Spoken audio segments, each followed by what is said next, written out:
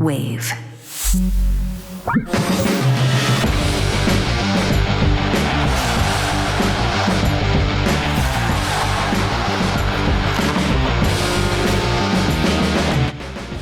Ladies and gentlemen, boys and girls, welcome back to Wingmen. I'm Brady Tkachuk, and that's my brother Matthew. Our guest today played 537 NHL games, was drafted by Anaheim in the 8th round back in 2003, and brought that edge everywhere he went, with stops in Anaheim, Tampa, Vancouver, Nashville, Colorado, Calgary, and Florida. Wow. It's a great list. It's a great list, though. And now he's one of the hosts of Missing Curfew and one of our favorite shows to listen to. Shane O'Brien, welcome. We're happy to have you. Boys, this is an honor. You two beauties, obviously, I love the way you boys play. I wish I could have played with you. And you guys have been so good to Missing Curfew over the years. So thank you. It's an honor to come on here. I love that you boys are doing this. Big fan of the show. You're a fucking beauty. First of all, you might be getting into Mike Sillinger territory there. I thought the list was going to keep going there. It's fucking awesome. I know I said it earlier, but what a bronze on you. What have you been up to recently? You're fucking looking like Shane Chelios right now. Right, I know. Listen, and my golf course is closed right now, and I still got this tan going, boys. My course is going full renovation. Hopefully she'll be done. It was closed since July, but I'm still teeing it once a week. I'm texting my boys around town. I owe a lot of guest rounds after my course is done here. But hey, boys, I get out to the desert with my girl throughout the winter. That's where it starts, Chucky and Brady. Like I get out there January, February, March. I was just at Stagecoach, so a couple rounds at Madison Club. I got the good tan going. If you can't tone it, you got to tan it, fellas. 100%. Right. How's the golf game coming along? Solid 7. I mean, just, it's I just make too many mistakes. You know what I mean, boys? I'll have a nice round going around the 4 or 5 holes, and then just block 130 yards right out of bounds. Fucking A. Give me a 6. Give me a 6. I'm a good partner on a 2-day member guest. 3 days you don't want me because the body doesn't hold up and it's not a pretty picture. But 2-day member guest, I can compete. Fucking rights. Well, like you said, well, first of all, Brady and I are pumped that we finally tracked you down. It's been a long time coming. We've been trying to get you on ever since we started. I remember we started this being like, obviously you guys spitting, paved the way for hockey fans. And now to have a couple guys that are playing, you guys, I don't know, so you guys just paved the way for that. So finally happy to have you on. And let's break down a little bit of the matches, because I know a lot of people, we got a lot of fan questions in here. So we'll take the first little bit just to break down some of these series. I'll ask this one because I know Brady doesn't like hearing the word hurricane at all. Yeah. But thoughts on that sweepage again? They are just kind of firing on all cylinders, right? I don't know what's going on. I don't know if it's like the Flyers were a good match for them, but they dominated. Even that game before, there was domination. Yeah, they're like, I don't know. They're starting to annoy me, man, because like I had the Sens in the first round, and honestly, Brady, as well as anyone, you're out there battling. It was closer than a sweep, and you guys had some injuries on the back end. But like, the thing that surprises me, boys, is that they're kind of doing this without their top line completely humming, right? Stanky, Taylor Hall, who I'd like to cross-check in the ribs, and Jackson Blake. You got to give credit to that line. Like they're playing great. They're carrying them offensively. I heard Brady's comments about slave and stick. Like their defense, they just like. They're getting their sticks on everything. They're getting in shooting lanes. Listen, they've had a lot of puck luck too. Like, I don't know if they've had one fucking bad bounce in 2 rounds, which I guess if you're dictating the play and absolutely humming around out there, maybe you're not going to get a bad bounce. It's impressive. Do I think they're as good as an 8-0 team right now? I don't, but the record is what the record is, and they're absolutely humming. But they're frustrating me. I'm not going to lie. I had the Sens, and then, I thought Philly had some mojo going. And then Tippett didn't play, which hurt them. And it was corn dogs early in that one, fellas. That series was over before she kind of even started. What about as a defenseman, that system that Carolina plays? Me and Brady kind of touched on it the other day, like how good they are with their sticks and gaps and everything. Like, you were a defenseman.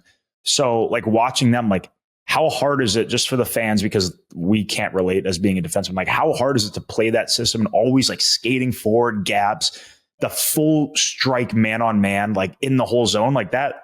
As a D-man, that's got to be kind of tough. It looks exhausting. I mean, I wouldn't have probably been, Rod the Bodge type of guy anyways, but like, I was more like, just like, let's keep it in front of us, boys, and try to slow it down. I mean, you saw the 1 4-on-4. I think it was against the Flyers, not against Brady's Sens, but Slavin was in front of the net. It was 4-on-4 and he was in the offensive net, like being F1. I'm like, what's going on around here? And, they're playing great. Philly, though, to me, boys, like, they continue to chuck it up the wall. Like, that's what they want, right? Because their D are coming. Like, if you give it to the winger on the half wall or at the red line, he's got no play. I mean, their D are hammering them. They trust each other.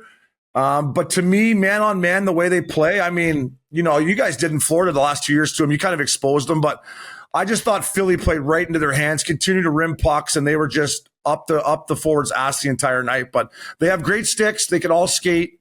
But it looks exhausting, to answer your question. Yeah, but even like 5-on-4 too. Like I had like the Rick Tocchet when he was on TNT, like stick out on my TV the other day, like showing Ellie, my wife. I'm like, I had to talk to somebody about it because it was like frustrating me, the power play on Philly. I'm like, they're literally playing man on man Carolina. Like their D, if you just move the box and keep moving and moving, they have 2D up top. Yeah. It's crazy. It's crazy. But they pressure so hard that if they get a little you don't have time to do that.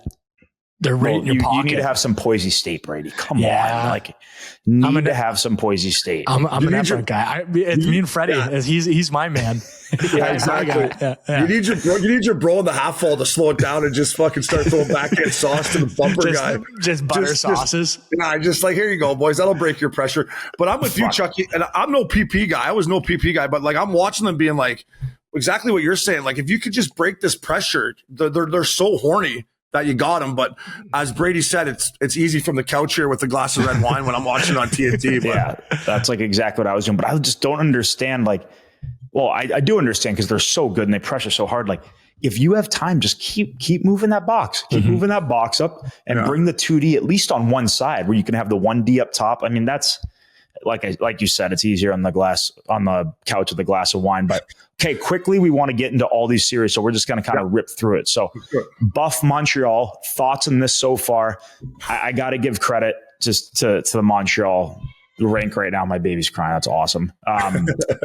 Like that rink is number one, right? That atmosphere with the teams that are remaining right now, like it's all time. You got to give them credit.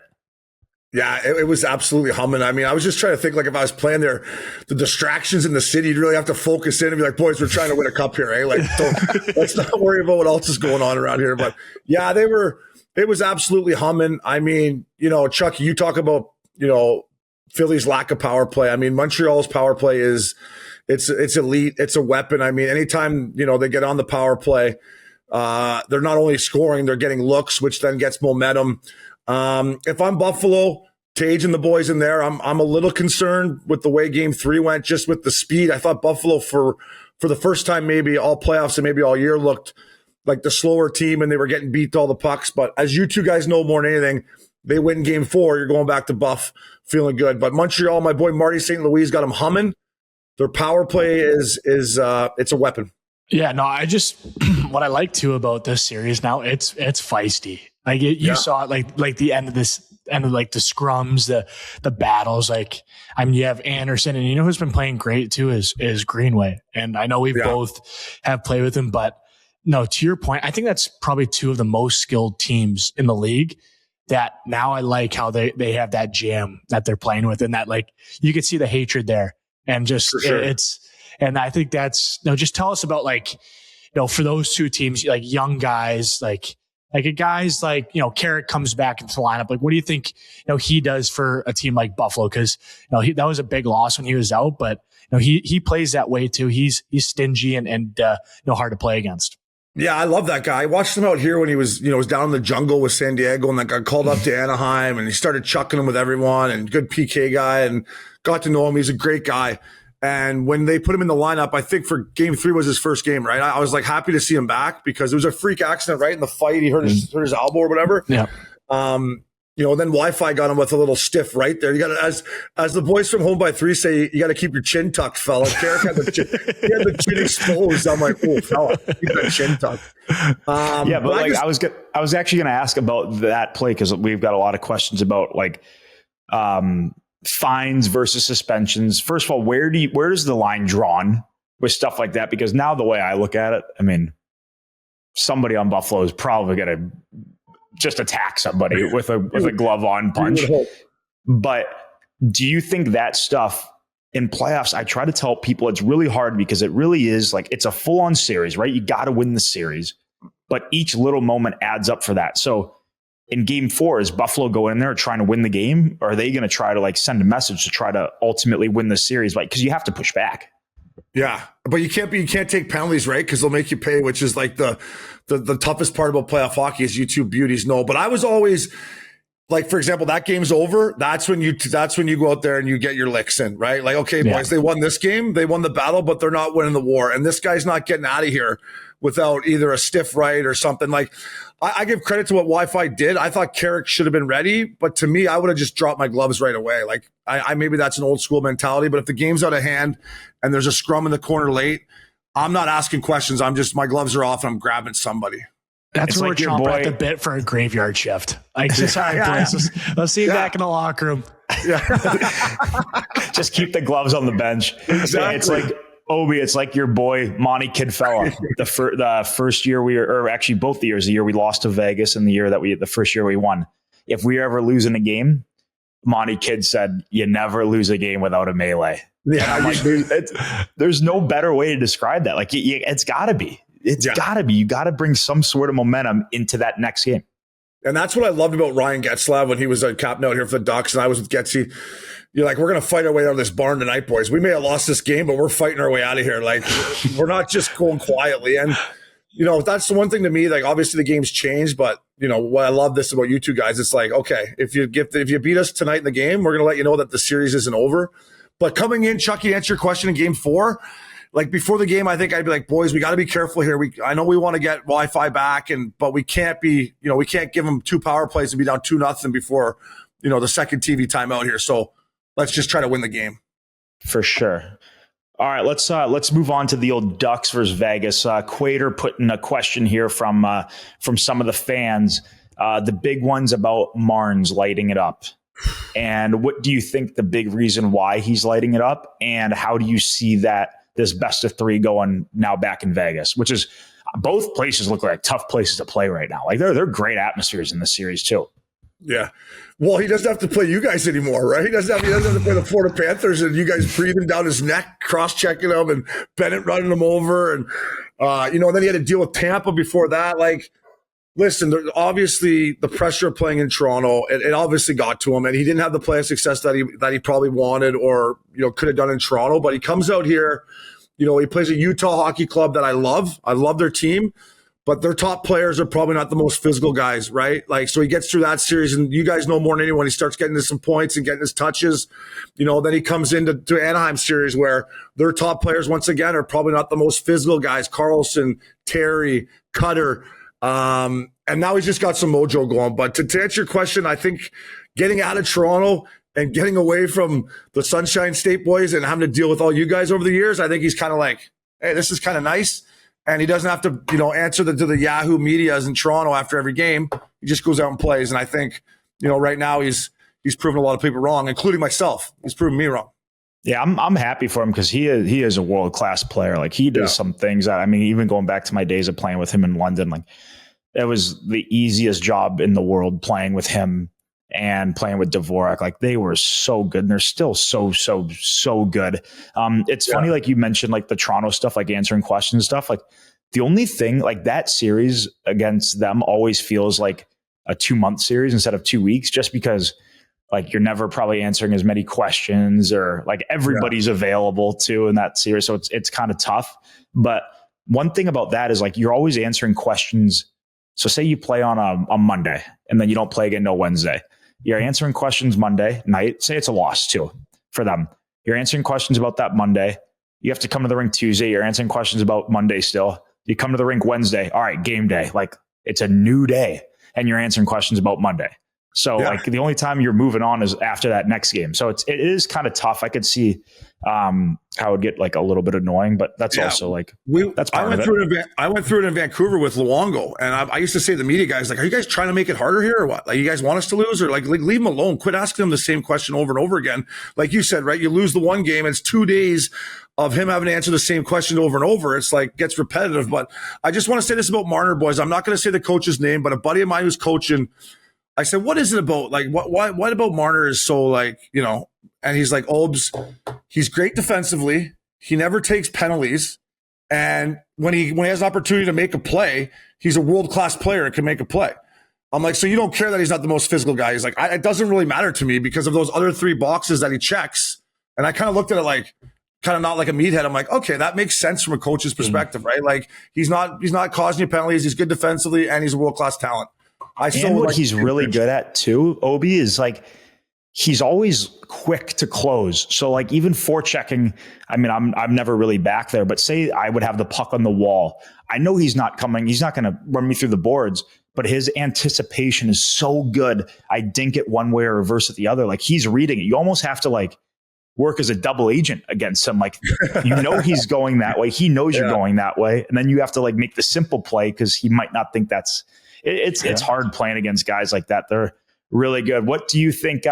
What do you think about Torch's job he's done since then? And just what are your thoughts about that beauty? He's such a beauty. I love Torch. He's getting a little soft down in his old age. I text him like, hey, don't forget what got you here, fella. Like throw a water bottle or a stick or something here. But he's the best. We loved him at Four Nations and Olympics. Yeah, well, you guys are John Tortorella players right up. I mean, I had Torch as a young guy in the league. I got traded my rookie year from Anaheim to Tampa, and you know, you guys know how he is. I mean, he doesn't sugarcoat it. And back then he was, you know, a little bit crustier, but I love him as a person. He made me a better hockey player. And not only that, he made me a better man. And I still keep in touch with him. I thought it was a perfect situation for him, right? Coming off the Olympics with you boys, won a gold medal. He was doing his ESPN stuff. He was still had a heartbeat on the league. And, you know, Vegas was flat out here. I went to one of their games against the Oilers right before they let Butch go. And I'm like, man, this team's going to miss the playoffs. Like they had just no emotion. They weren't playing with anything. It was, you know, and Torch comes in and as you guys know, he's great with video. He's a great teacher. He's good on the bench at shuffling the lines and moving things around. And yeah, I love seeing him there. He's got the beard going. He's got this tie back on. I'm like, he's a beauty. Yeah. Any good stories with him, like in video with you or calling you out for anything? Because like you said, he doesn't sugarcoat anything. Every day, man. Every day I had video with him. But so real quickly, this is back in the day, but Tampa, Boston, they're doing their spring training in Tampa, right? The Yanks. So me and Paul Ranger go to the game and we can't find our seats, right? But I got 2 big beers and a hot dog and Torch is at the game with our video coach. So long story short, they videotaped me like walking up and down looking for my seat, right? So the next day we're doing like pre-scout and he's like, oh, boys, he's like, you know, Hope, it's like brought him in here, you know, telling him to be a pro and, you know, you really got to change your lifestyle and this and that and be a pro. He's really paying attention, and it just goes right on the big screen of the front of the boys. Me with just 2 big beers and a hot dog at the ball game. He's really starting to learn here. He's really starting to learn. I'm like, are you kidding me? The older boys in the team though, because you would have been young, like they must have loved that. That must have been like your way of like initiation with the boys.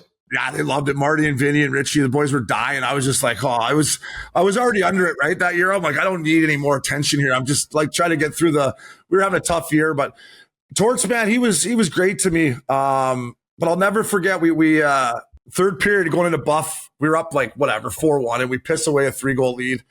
And he is steaming. And, you know, I don't know if they do it anymore. New NHL, they probably don't. But in Buffalo, you used to come in to be buffalo wings on the table, right? For the boys after the match. And Torch is going fuck Diddy, and I'm just sitting there. I'm like, not the buffalo wings, Torch. Don't you dare do it, right? And he's like, you guys are, and it's just on his way out. Boom! All the buffalo wings all over the floor. I'm like, no, I would have been crawling on the floor. I picked a couple up. I was like, fuck, it's NHL. This floor is clean. I'm having some. So, but yeah, Torch is the man. I heard a great one that I don't know if we've told it on this pod, Brady. I don't even know who told me, but. They were playing in Jersey, staying in the city with a day off or a practice day the next day. They like lost or something. I don't know where I heard this, but maybe it was from one of you guys. Obi, did you play with him where he made the guys drive on the bus for a few hours? No, I wasn't. I don't know who I heard it from, but the next day he just made the guys go on the bus and just drove around for hours. I heard it on somebody's pod and said, if you waste my night, I'm wasting your day or something. I'm just like, now knowing Torts, like I can't see that because he was literally like the best guy ever at the Olympics. But he was, Brady, would you say like he was the first guy too, if you made like a subtle good play or like a physical play or like a hard play, he was the first guy to say something on the bench, like pat your back. Oh yeah. He would just like, he'd come up and like throw a hit. He's like great fucking hit. Like created space for him. Like great fucking hit. And like always tapped. I'm like, you know what? Like fucking rights. Like, I'll take that any day of the week. But no, he was the happiest guy too after the fights in Montreal. He was the happiest guy in the building. He loves that. He loves that stuff. He was loving it. But hey, I know I'm gonna just change it up here with the other team. And Matthew and I are huge fans of Leo Carlsson. And I know you're in that area. Like, just you got anything on this kid? Because he just is a complete weapon of a player. And just, I mean, he's got to be fun to watch on the day in, day out there. Yeah, man, he's turning into like a superstar right in front of our eyes, right? And you guys know this. Like I always say, like you get in the playoffs, it's like playing 50 regular season games. You learn so much in one series of just getting out there and competing against, other national leaguers and that. He's a great kid. I bumped into him last year. They're having their little season bender at the Whaler, and I stumbled in there and I saw him there and I was talking to him a little bit. But at the start of this year, boys, me and Updog did the podcast. So we went to Joey at Fashion Island there, and we come in and there's probably 8 or 9 of the Ducks boys. Carlsson was one of them. And they're all sitting there having lunch together, drinking beers right after training camp. And I was just like to Uppy, I'm like, that's a good sign, man. Like that's a good sign that they got 8 or 9 guys here having lunch. They're not getting hammered. They're having a couple beers. They're all hanging out. And Leo was there being one of them. So I think he's a great kid. I just think that whole veteran guys of Alex Killorn, Stromer, who's no longer here, taught him the right way. But he's a world-class player, man. When he comes through the neutral zone with speed, I feel bad for those D-men because there's really nothing you can do.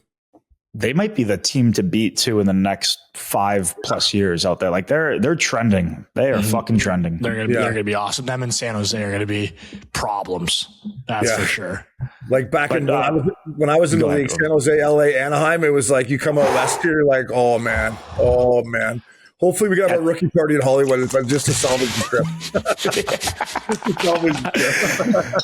Get one to overtime and have rookie party and call it a trip back home.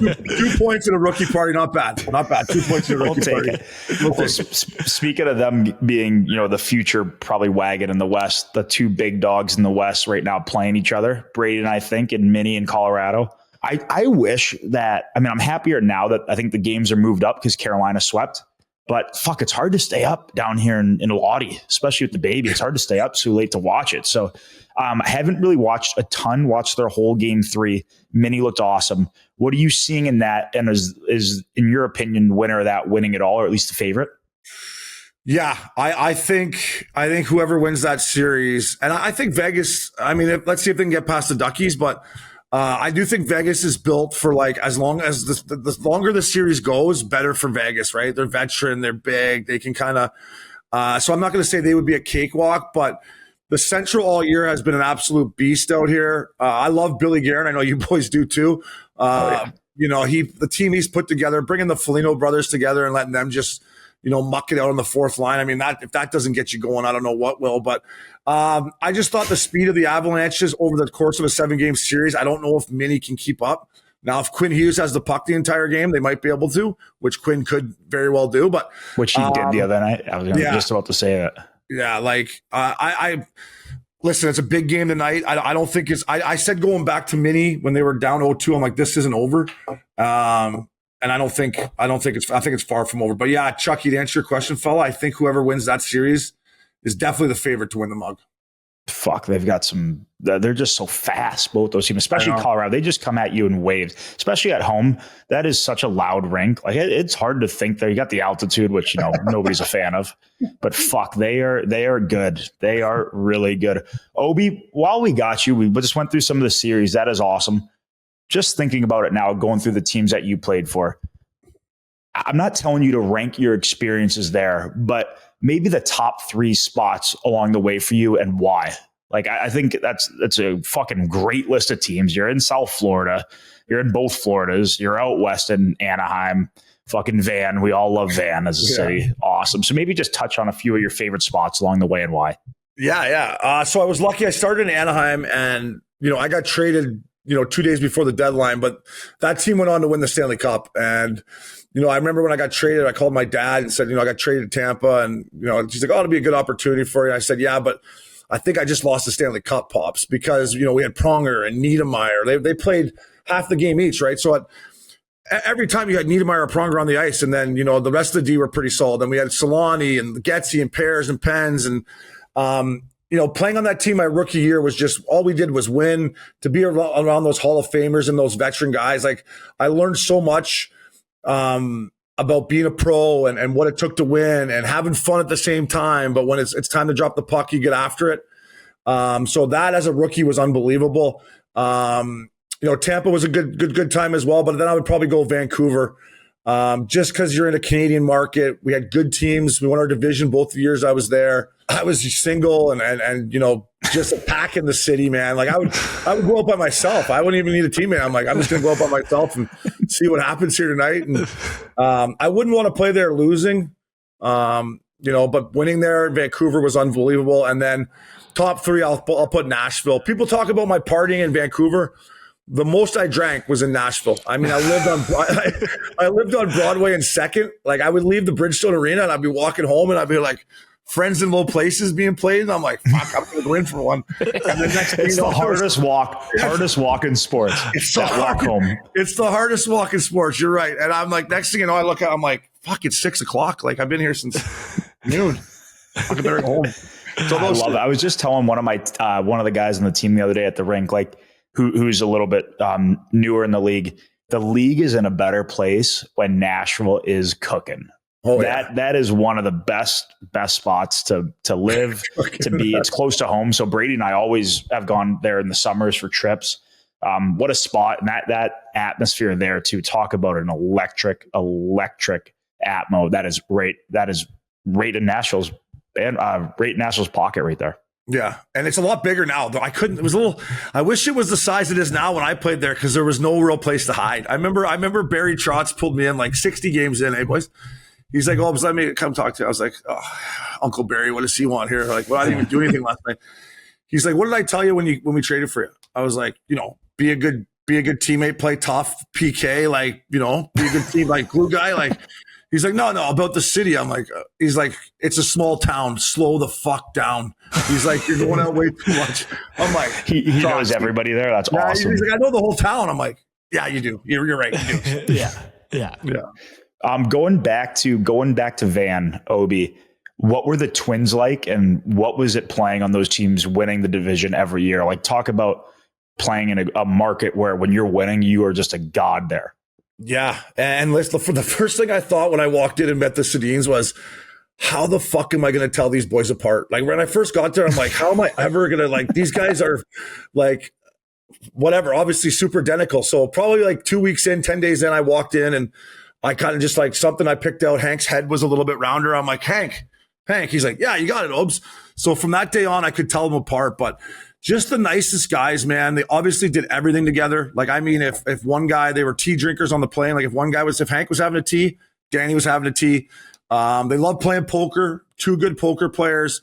Just the nicest guys, man. And, they get a tough rap sometimes for maybe not being the toughest guys. Like, they competed and they would take some licks back then where we're, against Chicago and teams like LA in the playoffs that would, like, abuse them. They would try to battle through it. And, but some of the plays they made, boys, of knowing where each other were, like these backhand sauces, and it was incredible. I mean, to watch them do it night in, night out, I would just leave the rink and be like, wow, these guys are that elite. They were that elite. That's kind of how I feel like with Barkey too. Like, there's stuff that happens in the games where I'll just like text my dad after the game and be like, watch this clip or watch this shift of his and watch this play. Like, I've never seen anything like it. That Sedins remind me of that too, because they just do it so subtly and it's so nasty. You brought up those playoff series against Chicago. We haven't been in the league yet where they've been having a playoff series at the United Center. What was that atmosphere like? I mean, I still get goosebumps like thinking about it. And like anytime I watch a Hawks game now and they're doing the anthem, like when he points at the flag, like that flag was still there. And like the place is fucking, you're like, I'm just like, don't take a penalty, Obes. Don't take a penalty. Don't take a penalty. Don't take a penalty. Obviously they got the better of us my 2 years, but that building was one of my favorites to play in. I loved playing there. And hopefully sooner than later, you know, they're back in there and you know, because the hockey's better. The league's better when the Hawks are good, right? And that place is absolutely rocking. But that anthem, if you can't get fired up in there, you're playing the wrong sport. You get out of the league. You shouldn't be in the league if you can't get fired up. It's 100%. So true. Quater, you want to fire away your question, brother? Yes, sir. So I think going back to the Sedin twins, they now have made some, you know, came out today with the news that they're going to be increasing their roles with management and everything. So I think for you as playing in that organization, you know, what does it mean for them to kind of increase their role and, you know, kind of bring back Vancouver to where to their winning ways?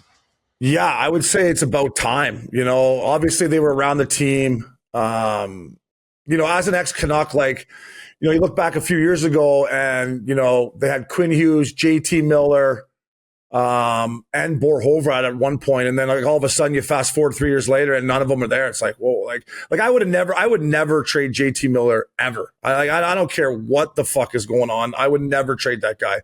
So when they did that, and obviously the way it went this year, obviously Quinn decided to move on, which he has every right to do with everything he went through. But to answer your question, it's nice to have the Sedins in there. They should be in the hockey decisions. You know, their jerseys are hanging in the rafters there. They know the city.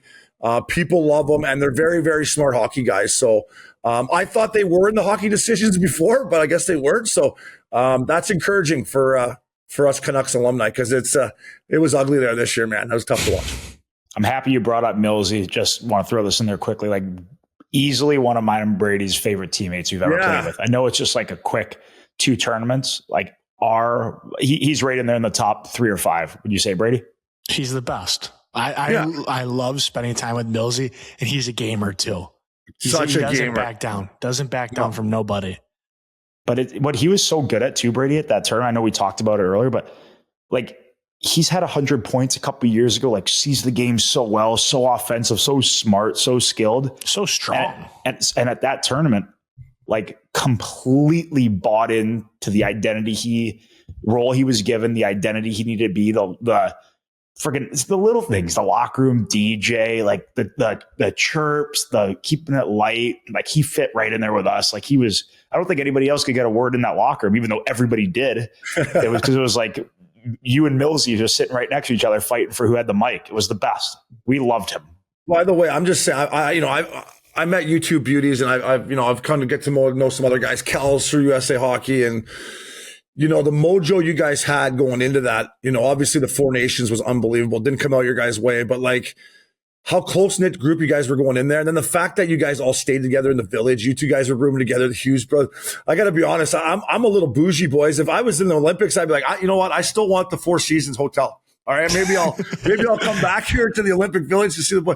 But I just tip my hat to you guys. Like that stuff matters, man. And you guys at USA Hockey, you guys have a brotherhood. And as a Canadian boy watching it, that's one thing I took away from. Like these guys truly care. And the fact that you guys were all staying in the village to me was unbelievable. I loved it. Obi, I think it's such as like a weird thing to say, but I think that's a huge reason why we ended up winning and had success here. I think the bonds and the friendships were started at Four Nations. Like we were there for 2 weeks, maybe, Brady, at Four Nations max. I don't even know if it was that long. And we came together so quick, and it was like we've all been playing together for 20 years. Like it was the best. And then we all go our separate ways. We play each other in playoffs. We try to take each other's heads off, and then we come to the Olympics, and it's right back to that. So it was just the best. I loved that experience, and I mean, I'm glad and happy that you mentioned that, because you're right. The brotherhood with USA is just beyond tight. I'm like already looking forward to seeing all the guys this summer get together. So it's the best. I don't think I don't think Team Canada's boozing enough. I think we got to start boozing more. I got to be honest. Team USA is having more beers than the boys. They're leading the charge, boys. They're having more beers than us. We got to. You'd have loved it. Hey, you'd have loved what was it after the Germany game? We were the only people in the dining hall to like 3:30, just tipped them. And like, I think initially after like the second day we were together, because I didn't realize you can't bring any like drinks or anything like no. We found that out. That's not true, Brady. You have to bring it in yourself. You can't. Okay. We didn't know that at the time. We thought it was not allowed to bring in any alcohol. But Brady, you got to tell this Tage story, because we were told like nothing in the village, like whatever. It's a dry village or something. Yeah. And Brady, you got to tell this story after our first team dinner, like a few nights, like 3 nights before the first game, with Tage and all of us walking into the village. Yeah. So, I mean, like, we have, of course, just the boys getting together, team dinner. There's nothing better than a team dinner. And, you know, we're swinging at team dinner. We're having fun. They're like, all right, let's just go pop into a bar. And there wasn't many open, because I don't know what day it was, but there wasn't many spots open. Trying to figure this spot out it took us forever to get there. Guys get lost, but then we get there and they're like, we're closing in an hour. So we're like, all right, we're going to just order as much as we can. We're like, no, you're not. We're start slinging them back. And then by the time like the hour goes up, like, all right, we're closing down here. And so like, all right, we'll grab as many beers as we can for the ride back. And put them in like a little paper bag, or like, the brown paper bags, or hide it from the security there. Yeah, there's like, I don't know, like 20 in there. Guys are lugging and like putting under their jackets and like hiding it going in. All of a sudden, Tage just has a case on his shoulder, walk right through the security, sets it down like on the X-ray machine. And like, we're like, what is going on right now? He doesn't give a fuck. He's going to get kicked out of the village. The big boy doesn't care. The big boy doesn't care. Like, we just lost a big part of our team. Like, we just lost a big member of our team.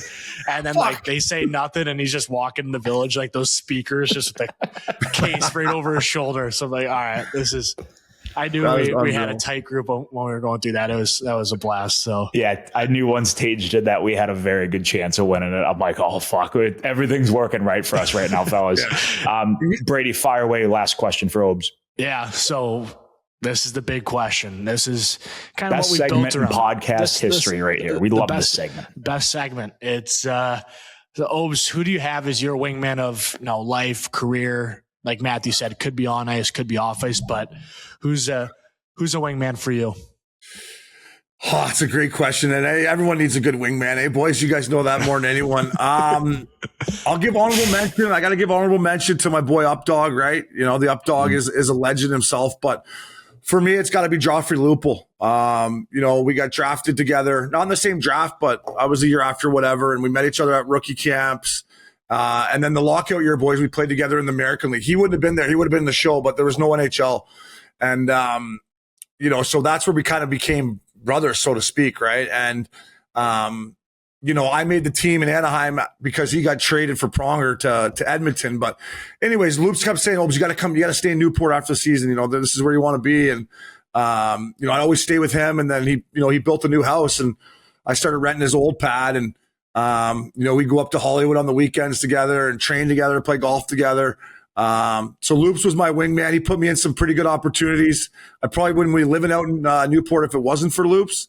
So I'm going to go Loops. Loops is my guy. I love him. Wow, that's awesome. That's awesome. Loops. Gonna have to send him the Wingman of the Week shirt, which we're still working on. We got a lot to send out here. We're making a lot of promises, but which we're still working on. Obes, you're the fucking best. Thanks for coming on, buddy. Looking forward to our next time hopping on Missing with you. Always look forward to hopefully seeing you when we're on that Western road trip down there in South Cali. It's fucking best. Always had some fun dinners with you. You were the absolute best. Thanks for coming on, and good luck in that golf game. We got to get, what's it, the Balboa Club, right? I live at the Balboa Bay Club. My course is called Big Canyon. I got to tee it up with you, beauty, someday. You're at Adios, right, Chucky? What a track. Yep. I'm actually hitting that. Gonna hit it before. Try to hit it a few times before I go back for the summer to St. Louis. Got to work on my game for the American Century Championship right here in Tahoe. I got to work on the game. Yeah, me especially. My game's not in a good spot right now. So I'll take you as a 10 though against anybody, Brady. Anybody. I'm a fun 10. I'm a fun 10. Hey, Brady, it's tough to keep the game sharp in Ottawa. Eh? Like it's like tough to keep the short game sharp in Ottawa. You're like, nah, should I go to the outdoor? Should I go hit some balls to the side? Nah, I'd probably just go home. So don't beat yourself up over your game not being sharp. Chucky's living in Fort Lauderdale. You can keep the short game a little sharper than in Ottawa. Yeah, it's like stick handle on a golf ball. Like that doesn't translate to on ice. It's like hitting the simulator in Ottawa. It doesn't even. There's no chance. That doesn't transfer over. No, it doesn't transfer over. But hey, boys, I want to say thanks, man. It's an honor coming on here. You guys are so good for the game. Don't ever change. I love watching you guys compete. Brady, I know it was a tough one for you this year, buddy, but keep with it. Your day's coming. And Chucky, rest up, fella. I know you're going to Worlds, but can't wait to see the Cats back in action. But boys, thank you. You've been so good to Missing Curfew. Say hi to Big Walt. He's an absolute legend. And just keep being you boys because you guys are great for hockey. Oh, thank you. Thanks for coming on. We'll hopefully see you soon. If you're still crushing giant energy drinks or reaching for nicotine just to stay awake, try Whip. It's a caffeine pouch with no nicotine, no sugar, and no calories. And it gives you steady energy without the sugar crash, giant can, or spills. They've got 100 milligram and 200 milligram options, so you can pick what works for you. If you want to switch it up, the new blue raspberry and fruit punch flavors are legit. It's super easy when you're on the go and don't want to carry around another drink. Head to whip.com and use code WINGMEN15 for 15% off your order. All right, fellas. First of all, Brady, Obi. As solid as an individual gets. Love listening to him. All of my buddies in St. Louis, will send me Obi clips daily, especially Rads. He's viral, Obi. Yeah. He's got the best terminology, the best one-liners. I'm so happy we got him on. I'm just gonna laugh. I'll be going to bed tonight thinking about something fucking he said, and I'm just gonna piss myself laughing like I do every time I listen to him. And it's great for the game of hockey too. But he's done so many great things. I think them spitting they're great, and it's always fun listening to him and talk with him. He's a beauty. Yeah, that was kind of like I said when we first started talking to Obi. How we started getting into this obviously was brought to us totally different because we're current players, not former. But we've listened to both them missing and spitting religiously, so can kind of get not copying what they're doing when they talk about some stuff, but when they were talking about hockey, we're basically all talking about the same thing. So we learned a lot from them and how to plan a pod, do a pod. So got to give those guys credit. They truly are the best. But now it's just me and you. We got Quater. We got action. Let's move into a new segment. Not new, just new for the day. Quater's questions. Quater's questions. Quater, what you got? I will say OB is a legend because his name on the recording was Fella. So it just said Fella joined. That's just special right there. Yeah. So first, have you guys seen, I'm going to pull up a tweet for you guys, this lady that was at the Minnesota game and she had a lunch lady jersey. What? Yeah. So it's so random. So my question to you guys is what's kind of maybe the weirdest custom jersey you've seen? And Matthew, you have a custom sent jersey that you just got sent as well. Yeah, I'm gonna. So this show that first. So first of all, I'm gonna put my mic down. My this thing's fucked, so I have to hold it the whole time. But I got a jersey sent with no name or no nothing. Or at least that's what Ellie said because I wasn't here when she opened it. But I got a custom USA baseball jersey right for summer, for beer dye season. Yeah, you always throw on a nice jersey for beer dye season. It's gonna be opened up right down the barrel. Maybe one button, depending what time of summer. If it's early, it's going one button until I get maybe one ab in, maybe. But I thought this was unreal. It's perfect time for summer. We love beer dye, Brady. Not to change subject, but this is the greatest game. Greatest game. Yeah. But I saw this and I saw 19 on the sleeve. So I was like, what a great gift. How nice is that? You're wearing your own jersey. I'm like, I don't know if I could wear that, my own name and number on the back. You can. I would wear it with the boys playing beer dye. I don't care. 100%. But 100%. Then I turn it around. Thank you, Helly. Hey, thank you. Our dream. Thank you. Thank you, Helly. Thank you for the dream. How awesome is this? I went from maybe wearing it with the boys, a little bit. I will be wearing this majority of summer. Like this 100%. is just what a great surprise for me. I was so ecstatic when I opened it up and saw that. So that's probably one of the coolest custom jerseys I've ever seen. So to answer your question, Quater, about the lunch lady, I always love a good, I got to probably pick up my mic now. I always love like a good chirp with the jersey, you know, where like they kind of roast a player and put like something that he did or something funny on the back with the number. Can't give you an exact example, but I love the custom ones like that. I saw one the other day from a fan in Toronto that was already having the McKenna jersey, like literally 20 minutes after the lottery. So I thought like people are just very savvy. So it really is impressive.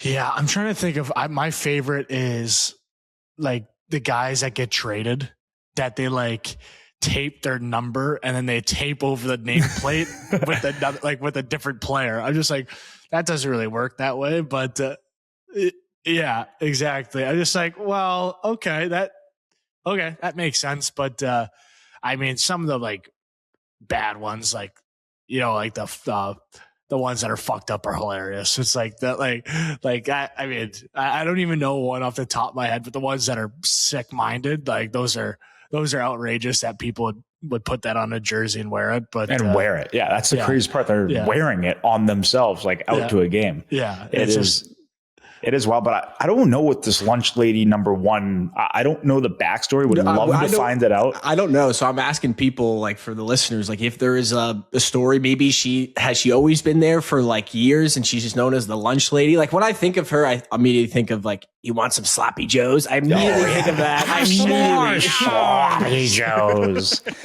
Yeah, that's exactly. Maybe she is a lunch lady and just considers herself the best. Yeah. So has been wearing that, and that's a vintage Wild jersey. So she could be a season ticket holder for a while. We won't know, but we want to know. So any listeners from Mini, please help us out. We got to figure this out.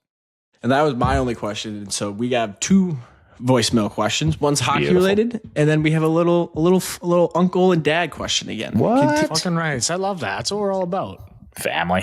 It's all about family. Vin Diesel TV shows. Hey boys, it's Trace from Colorado. Currently I play high school hockey in Colorado, and just a month ago I got dual hip surgery. Hopefully I'm only talking to Matthew right now, and Brady is still ripping the playoffs. Brady's here. I know both you guys have experienced some pretty devastating injuries in the past couple of years. And do you guys have any strategies or anything to help me through this difficult time of not being on the ice playing the sport that I love? Also, I would love to see a beanie in the Wingmen shop. That'd be sweet. Wow. Thank you, boys. Me too. Imagine going down the slopes in Colorado with a Wingman beanie. Holy shit. First of all, love Colorado. I love the mountains. So hope you're having fun up there right now, especially watching what Brady and I think is the best team remaining. I think that the best way to recover, I mean, dual hip, like you're probably 9 to 12 with that. You're around a year, maybe just under. You have to surround yourself with a positive crowd. You have to. No negativity. I'm not telling you to like hide and run from your problems, because, you know, when I had surgery, the only way to come back is putting in the work, really. But if you're negative about it, you're not getting as much out of it as you would be as if you had a positive mindset. Envision where you want to be when this is done. Envision that first game back. Envision running again, walking again. And like that literally will happen next time you blink. All of a sudden you're running on the treadmill and you're only a few months away. So I would say surround yourself with a very positive crowd. Your friends, your family push you. Don't push you enough to the edge where you start to get sick and tired of it, because there are long days of rehab, but you have to embrace the grind. And before you know it, like, obviously, if you need double hit surgery, you're in one. So on the bright side, you will come out of this feeling way better than you probably have felt in years. So as much as it sucks getting it and sitting out a little bit, I promise you, you will feel better when you're out of this, and you're going to become a better hockey player. And if you have that positive mindset, you're going to become a better person. I mean, that's the best piece of advice, because I was going to say that there are dog days when it comes to recovery. I know mine wasn't as long as, you know, Matthew's and yours that's happening right now. But I mean, Matthew hit it just a perfect, honestly, that was a perfect response. Like, just there's going to be tough days. That's life. And it's just about getting through that when, you don't want to, and getting through that sense of relief, and that hard work pays off, and that there is light at the end of the tunnel, and know that it's not going to be forever, and that it's just a short-term adversity that will help you in life, in hockey, and just overall as an individual. So I know it sucks. It's hard to deal with, but I think Matthew said it absolutely perfect, just to surround yourself with positive environment, and that you're going to be better because of it. I also want to add something too. I was probably on crutches for almost 6 weeks, and I was getting really annoyed around that 4-week point not when the doctor, like the rehab guys were texting me, or like when I would see them, like, how you feeling? But when I'd get people like friends or just random people like, hey, how are you feeling? Like, it would get annoying because like I'm still on crutches. Like, it's still the same answer today as it was yesterday or last week. And then once I got over like the 5 or 6 week hump, I was like, do you know what, Matthew? People genuinely, they're not being annoying. They're genuinely doing that, wondering how I am and how I'm feeling. So I changed my mindset. I'm like, instead of being annoyed by the text, I was like, do you know what? Thank you so much. Like, I actually appreciate you checking in on me. And I am feeling better. Even on some days where I wasn't, mentally, I was feeling better. So I think that's a big thing. Don't get annoyed when, like Brady said, the dog days, because there are going to be some. There's going to be peaks. What my doctors explained to me during surgery too, it's never like that. It's a lot of this. You're still going up, but there are some dips in there. That's rehab. It sucks. But like I said, if you're getting double, you're going to feel money at the end of this. So look forward to that. Matthew, Brady, Quater, what's up, you beauties? It's Matt from Boston here. I probably sound a little different when I'm not trashed after you guys win a gold medal and offering you guys all the beer you want, which is still on the table. But first off, congratulations to you, Matthew, becoming a dad. Brady, I didn't think I'd be saying this to you because I had no idea, but congratulations to you, brother, on number 2. But as someone that's a new uncle, my brother-in-law has twins.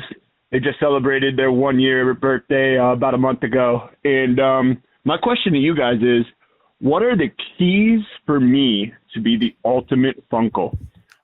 Hey, do you know what's so funny what he just said? He's like, my brother-in-law has twins. Isn't that his sister?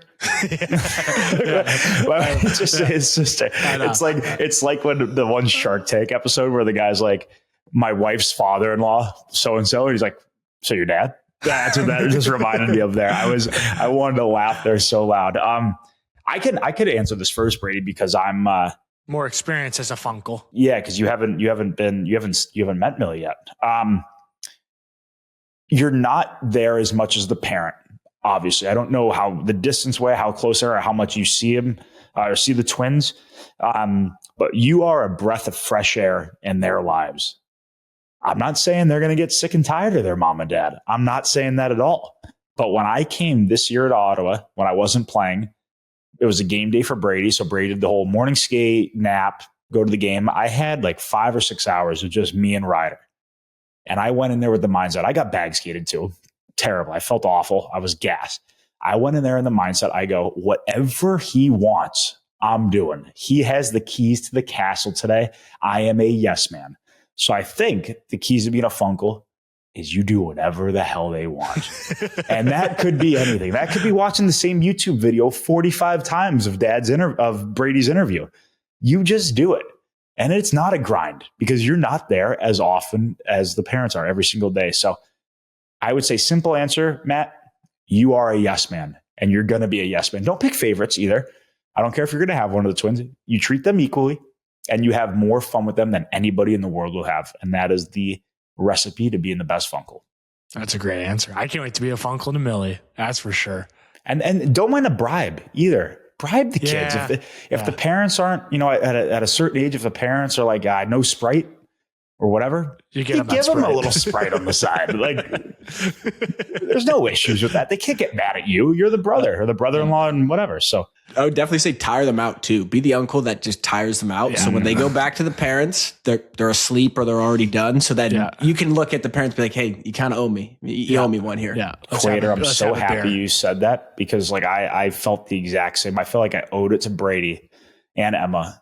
Like they get a day off and a night off. I'm like, Emma, I got them. You go do your thing, do whatever you need to do around the house, get some stuff, errands done, whatever. I got him. And then I felt when I left, first of all, I was gassed, but I felt like he was tired, went right to bed, and then more time for them that night. So that's a great point. I'm happy you brought that up. All right. So also too, I've decided for the voicemail stuff, I want fans to call in and kind of tell us some stories so we can have some input. So on the rundown, I decided to call it Wingman or Wingnut.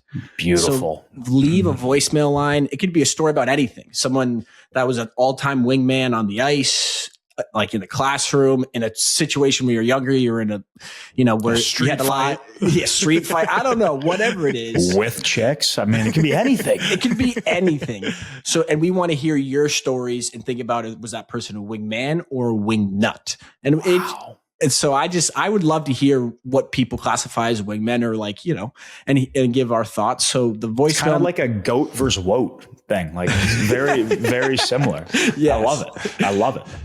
And so the phone number is 310-896-5568. Leave your voicemail and we'll get next episode. We'll unleash some of those. I wonder if Fred from Fort Lauderdale is going to leave a message. What's he up to? Yeah, I haven't seen him recently. I don't know. I think he was somewhere down on the beach watching the air show. I don't know. He might have been in an elbow room. I don't know. Another one of the best segments out there. I feel like we just lead the league in just great segments. Matthew, who's your bridesmaid of the week? I know we touched on it last episode. I want to be brief. I'm not going to give you a reason why. We talked about the Barrie Colts coach in that interview. They're down 0-3. It's just the way it goes. Like, it is just the way it goes. I don't know. Work harder. Yeah, I don't know what I need to say, but like that whole situation, and that's a bridesmaid moment for me. It ain't it. It ain't it. Yeah, no, it's. You'd like to think you wouldn't just do that knowing you're playing against the best team in the league, and it's going to be a battle. But haven't there been some overtimes? Yeah, there's been 2 overtimes. I mean, it's closer than 3-0, but they've also both tied it up late. I think Kitch needs to end games a little bit better. I watched a little bit of the overtime the other day. I mean, fuck, I played in Junesy. I love it. You can't take the dog. I always watch the Memorial Cup every year. I love it. Yeah. But yeah, I think Kitchener's a better team. I just think they should be up 3-0 with having those late leads, but 2 overtimes. You're right. No, that's honestly, I'm just kind of delaying just try to keep your conversation going because I'm still thinking of mine right now. I'm flustered right now. Hey, do you know who you should name the bridesmaid of the week? I'm gonna throw you under the bus right now. Last week we talked about must-dos on Mother's Day. What were your 3 must-dos? Yeah. What were your 3 must-dos and how many did you do, you clown fraud piece of shit? Yeah. So flowers, 1. Didn't do. God, Brady. Damn it. Damn you. You know what? That's actually a great, I'm going to give myself bridesmaid, but I also, I did say I would do everything. Didn't quite do everything, but definitely, You get a card? I actually was going to. This guy's the worst. No, I was actually going to, but she was like, she said she didn't like cards and flowers. What girl doesn't like cards and flowers? No, they just say that to test you. And she tested me and I failed, but you know what? It was, she didn't want it to be like a special, she's like every day is a great day. She's blessed. She's stop it. Yeah. She's blessed. She's blessed to be married to me. And no, it's I'm going to give myself Mother's Day. It just got out of control. It got out of hand. And I'm in a mental pretzel, honestly. Just Ryder, you know what? I thought he was, Brady, you're not the only guy in the world with a kid and 2 kids. This is life now. Let's just talk about this legend because he is a complete weapon. But, I thought we were taking some progress with the transition.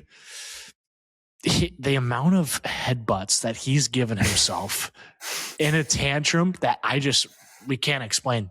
Loves some stuff. All of a sudden now he just throws a tantrum, and it's not just like a scream crying.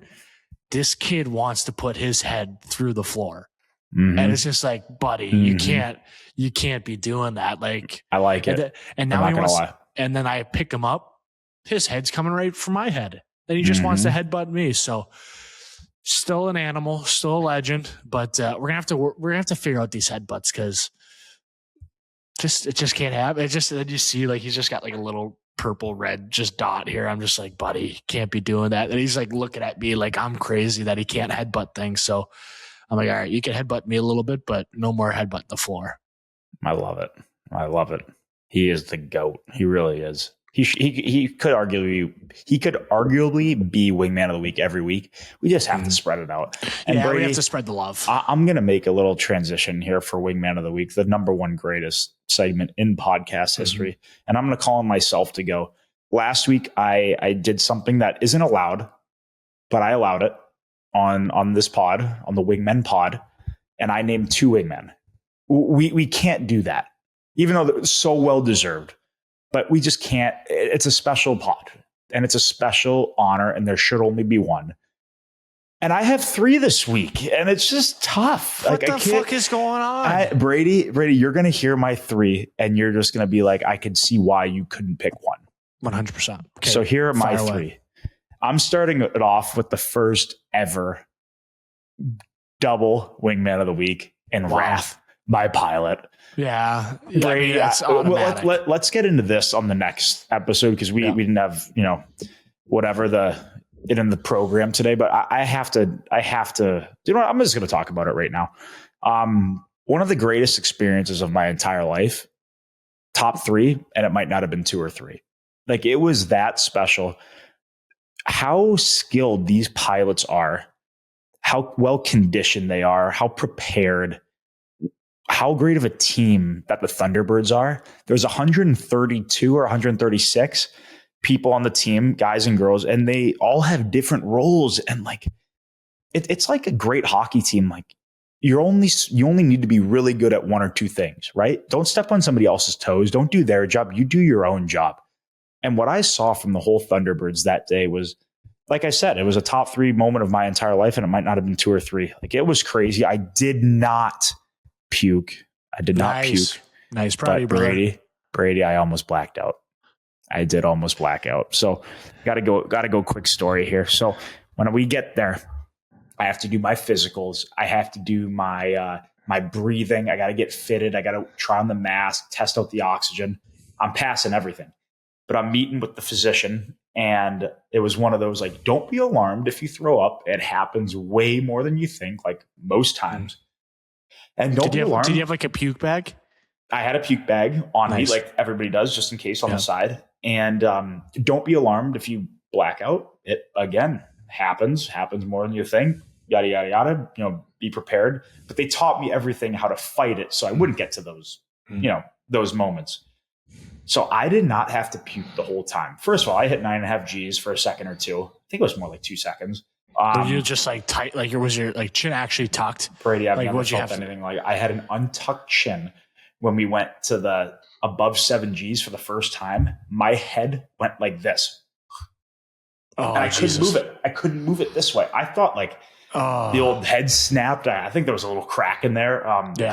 It was unbelievable. It really was. And I was not nervous the whole day, even when they're talking about the puking and the blacking out. I just wanted to make sure I didn't do it because, everybody had bets on me. I think DraftKings had me at like, I don't know, minus 220 to puke. So I was like, I can't do that.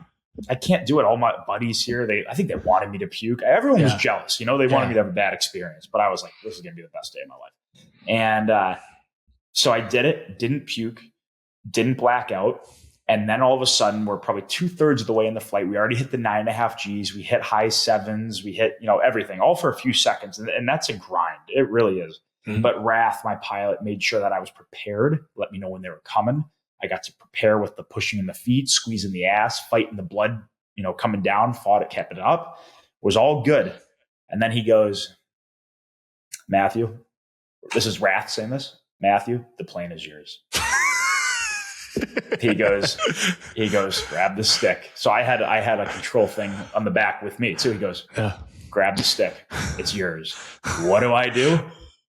directly left 9 o'clock on the stick, and we're flying through, and we're just doing like just barrel rolls one after another, and I'm just like, whoa, I do not feel good right now. He goes, and Rath goes, Matthew, drive this like you stole the bitch or something like that. And so I yank it up, and we just go right up, and I'm like staring into the sun, starting to get lightheaded, but not bad. And it was just incredible. And then so like I'm still fooling around doing like the little turns and like a couple flips, and it was just unreal. And but yeah, when I pulled it all the way down, we went up and then did like the, you know what I'm saying. So that was sick. And then I'm just like, I got an F-16. I'm controlling an F-16. So I push it straight down, thinking that we're gonna like go like, down like that. If you push that down on it that fast, you just go like this. And my stomach was like, whoa, like that was the closest I got to puking. So I go, Wrath, fuck, level this out. Like, plane's back in yours. So gave it to him. And then I remember not just as we were about to end, but probably like 15 minutes left in the ride, we're starting to hit some G's and we're starting to hold some G's. And I want to say we held it from 7 to 8 G's, call it 7.5, just to make it easy. And we held it for what I'm going to guess was like a solid 10 to 15 seconds. At least it felt like that. Yeah. And when I was getting prepped in the morning about the breathing and fighting the G's, the doctor was explaining it like your vision is going to come like this. When you start to lose, it's like, starting to black out, right? You're starting to come like this. And when you black out, your circle just like closes and then you're toast. Brady, my circle was closing and closing fast. I was fighting it. I would say my circle got to like that big. Call it 2 more seconds or 2 more breaths, and I was toast. You're Susan B. Anthony. I was like already like doing like I was going. That was it. I was going, and then he leveled it out because he can't see me. Yeah. Like he can't see how I'm reacting. But his timing, Rath's timing of the level out just saved me from blacking out. Yeah. He's elite. He's got the best feel for the situation, was the best guy to go with. And got to take him and a few of the pilots out after for a celebratory beer. So just that whole day with them was just an incredible time. I don't know if I should have drove home after the flight, because I was still like, I was on a high. I was sweating. I was like windows down. I'm like, whoa, like kind of like dehydrated. Like it was a wild scenario. Came right home, went right in the cold tub for like 10 minutes up to my neck, a few dunks, passed out for probably an hour and a half, and then met him and a couple of guys out for a celebratory beer, like I said. So really fun getting to hang out with them all day. They're true heroes and unbelievable at what they do. It was an honor to be chosen to do that. Sorry. And fuck, would I do that again though? Oh my God. I would do that tomorrow.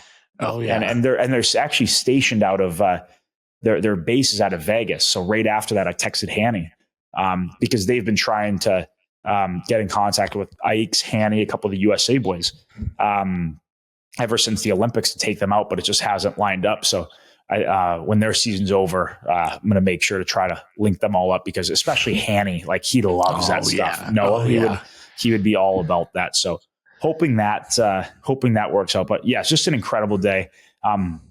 I would like for this to maybe be something we talk about next week, just in case I forgot a few things, which I probably did. Maybe we can touch on it just in case I forgot a good little story about it. But so yeah, Wrath, and dude, I'll throw in all the pilots. I was up there. There were six total of us. Of us. Don't start saying like you're a part of the pilot crew. Like, hey, take that comment back. There's 6 of them. Hey, I was in the suit. Yeah, there's 6 of them. Right. Let's 6 of us. Like you just went to Top Gun school. Like let's all like. Oh, and might I add, I've got a name in the hat for a call sign.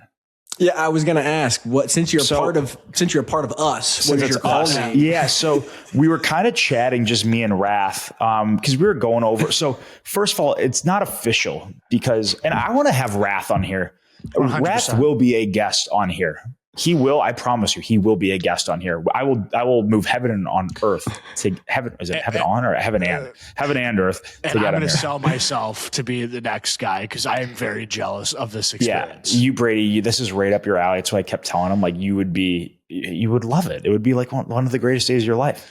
I'd be acting like there's a bogey in the sky. Like I'm out with a bunch. I'm out with a bunch of them. Right, just after for a little bit, and we're shooting the shit. I'm like, all right, boys, like, how do you get a call sign? Because of course, right when I get there in the morning, I'm like, what's my call sign going to be for today? And they like laughed at me like, you don't get a call sign before you fly, which I'm like, obviously, Matthew, you're so dumb. It's so dumb. You're not one of them. Yeah. I'm like, what a terrible question. Like, you blew it. Fuck. So after we're sitting around and we're in Florida, I'm buying them all a beer. So what do I get? Michelob Ultra, obviously. Yeah. And it just like clued in with me, like call name Ultra. It was an ultra day. We were going at ultra speed. We were an ultra wagon in that F-16 jet, me and Wrath. So I threw that name in the hat. But to get an official name, what I thought was really cool, it's kind of like a rookie party for them to get their call sign. So they all go out to a bar and say there's 10 of them. The guy who needs the call sign, who's more the new guy, he leaves the bar for 5 minutes. They all come up with a name and they all put it on the board. And he comes back and like a few of them are really good and a few of them are like roasting the guy. And how you eliminate names is you have to drink. So you have to finish your beer and you have to say like, I want that name off because you're making fun of me. Yeah. So I don't want that one. But all the pilot has to do is finish his drink to put it back on. So it's a long night to get a call sign. But by the end of it, you get the call sign you want. So the name Ultra, Wrath and I were talking, that is that's leader in the clubhouse. So until it's official, I'm going with that one. So it was an honor to go with them. It's an honor to be in the plane with Wrath. It was just an unbelievable day. So Wrath and the crew, one of my wingmen. I have to throw in the Breakers. I have to throw in the Breakers brunch, Brady, for Mother's Day. The Breakers Mother's Day brunch, absolutely lead every option in the planet out there. Fresh seafood, prime rib, horseradish on the side. Damn you.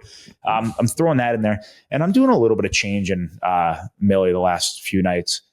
And my last wingman of the week is whoever invented the magnetic stuff for clothes, for baby clothes, where you don't have to put it, the button through the hole or whatever. Just a little magnet part that, like, why didn't we think of that? We could be billionaires. I got a few wingman of the week. I promise you, I will narrow it down to one next episode. But I know it was a long segment, but I really wanted to explain to you my flight experience. So Brady, what is your wingman of the week? Whew. I mean, now you got me thinking, like, because I mean, your wingman of the week is as special. You're just not beating it. You're not beating Wrath. You're not beating Wrath in the pilots. I know I've been enjoying these brown butter cookies from Whole Foods. Like, those are pretty solid. But you know who's actually really impressed me? And it's a great story. I think it's a golfer. And I'm going to go with Alex Fitzpatrick. Fuck yeah. I think just because it's an amazing story, he gets the exemption with his brother Matt from that tournament they played in, New Orleans? Right? Yeah, the two-man in New Orleans. They won that, and he gets an exemption. And now he's the last two tournaments he's played. I know this past one he finished top 5. He was in the lead going into Sunday, but for a guy that wasn't on tour and to win a life-changing. To have that life-changing moment, and he's just taking advantage of it. I really thought it was just a great story of a lifetime of hard work and an opportunity, and taking advantage of that opportunity. I think is inspirational and motivational for everybody. When you have an opportunity, you just don't look back and you take advantage of it. So love this story. I love what he's doing, and I wish him success in the future. But just with the story like that, it's for sure a wingman of the week for me. Fucking rights. That boy Fitzy, hey? That boy Fitzy. Keep fighting the good fight, buddy. Well, that wraps up our episode. Please check out our episodes every week. watch and subscribe on YouTube to the Wingman channel and listen wherever you get your podcasts. And thanks to the crew. Brady, Always. Guys, it's been a while, but like always, thank you to everyone for tuning in, and thank you to the best production crew in the league. literally the GOAT. Best in the league.